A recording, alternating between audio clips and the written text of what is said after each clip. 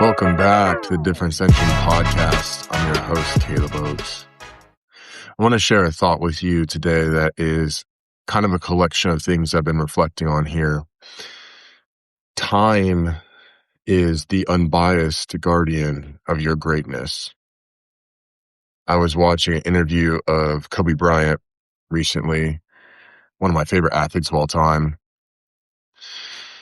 He was talking about his training regimen, how he would, a typical basketball athlete would practice 2 2-hour sessions a day in the NBA. A training at 7 to 9, maybe a second one in the afternoon, and then a third one before bed. And then, 2 to 3. But Kobe went through his training regimen, which started at 3 a.m. or 4 a.m., and he would compound that into 4 training regimens a day, 4 training sessions basketball, because you got to give time to recover and eat. And his kind of conclusion in the interview he was giving was, if you do that for 5 or 6 years, at that point, it doesn't matter what your competitors do. It doesn't matter the effort it doesn't matter if they start doing 3 a days, because at that point, you're so far ahead. You have 5 or 6 years of compounded effort on them, and the best they're doing is playing catch up to you. And I saw this myself bear out in my own high school swimming career. I was homeschooled, so I didn't have a giant friend circle, and I didn't have a lot of the competing distractions and noise that a lot of kids do in high school. So what happened for me was, junior year, I got into the swim team, and I was decent after 3 months. I mean, I was on the A team. So there's A team and B team for relays, and I was on the A team by the time we got to regionals. So I was decent. What happened, though, is that I swam club team all year round in an outdoor pool in Central Florida, which, it got down to like 50 and 60, but we had a heated pool, so you run quickly to the locker rooms before and after practice. And I swim all year. Most people on the swim team would swim as a way to keep themselves in shape for a different sport, or they were a swimmer and track athlete, and they divided their attention and their love for the sports between the two things. Or they just hung out with people, friends, whatever, they're at concerts, doing high school stuff. I didn't know any better. So between my junior and senior year, I just swam. That's all I did. And sometimes it was just me and my brother, me and my mom, and there was no one else in the pool. And we swam through all kinds of weather, seasons, never stopped really. 5 a day or 5 a week. So I stacked a ton of effort without knowing it, because there was nothing else to do, really. It wasn't because I was a genius or some kind of like super strategic athlete. I just wanted to be good at swimming. And by the time I got to summer, I went to a collegiate level swim camp, and we did 4 hours of swimming a day with an hour of calisthenics in between, which for sake of mentality was insane. I mean, you stopped looking at the clock, because there was nothing so disheartening as swimming for an hour, looking at the clock and realizing you're only halfway done with your first practice of the day. And right after lunch, you're going to go do push-ups and core and stadiums in between. So the mental toughness that built, the calluses, emotional, mental calluses that built, put me way above competitors in the high school segment of swimming. So then I came back to regular practice, the high school, all the attention comes back, all the lights come back on, people are around the pool again. It was just the same stuff to me. I'd been there the whole time. But now all the people are coming back in, kids my age, and we had our inter-squad meet, our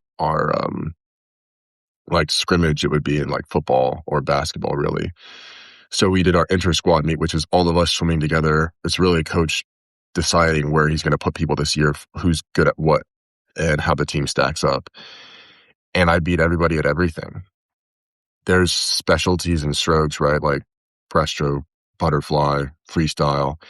And I was the best in like every category. I was the best distance swimmer. I was the best sprinter. I was up there with the breaststroke, and the only thing I didn't like was backstroke. And I've since then, years later, still been learning the lessons from that one year that I took. And I think Goggins really popularized this mentality that David Goggins has spent a lot of his time on social media sharing this idea that when humans think they're giving max effort, it's usually like 20% of their total effort. But the other 80% is buried, is covered in a lot of pain and suffering and really different prioritization.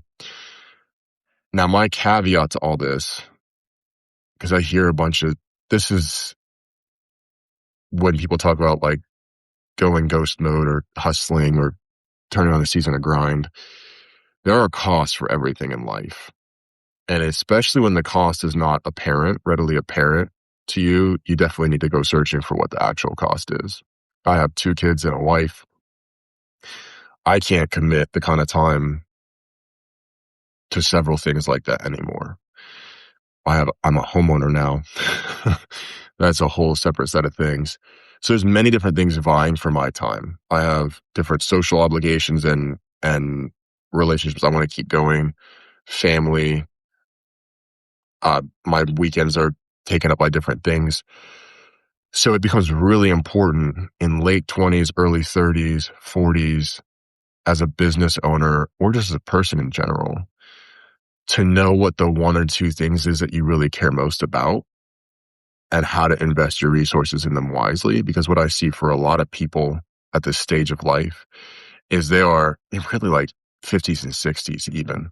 People are so diluted in their resources, in how they spend their money and their time. And money and time are very unbiased. They tell a story, and most people try to tell a different story with them, which is called excuses. Money and time tell a story. My dad has always said, if you want me to tell you what's important in your life, let me see your checkbook and your calendar, and I'll tell you what's important to you. And we live in a culture that really promotes spending on entertainment and short-term pleasure over assets and discipline. And there is definitely a time and place. Like you can tell I'm not a really big fan of denying yourself everything, if you end up denying yourself consistently of rest and recovery and enjoyment of life, you'll inevitably veer off into this other ditch called entitlement, which is what happens when you are on a strict diet for 8 days, 10 days, 15 days. And then you look at some junk food and you're like, I deserve that. It's a hard bit of wiring in the human brain to beat. And so it's better to build long-term habits that feel really effortless to begin with, but over 3 months, it sticks, rather than doing 10 days and you rubber band bounce back. So all that to say, if you're frustrated with your results right now, it may be because you're diluted in your time and your money and your resources. If your focus is split, and it's never been easy for us to have split focus, probably time to reevaluate. And to me, it's not real until it's written, paper and pen, because there's brain science behind you watching the coordination and watching you write with your hand rather than typing it. There's a lot of tactile stimulation there. So writing down, these are the 5 things I care most about, and this is the time I'm going to commit to them every week. And this is the person I'm telling, so that I feel accountable. Not that they have to hold me accountable, but I feel accountable to saying this is how my life is going to look. And it doesn't have to be insane, but to the point that your life is noticeably different, because the real goal of that is for you to get more fulfillment out of it, rather than being split and really years later asking, where did all that time go? If you want to chat more about this, the Difference Engine is my handle on all social media platforms. Hope you have a great week.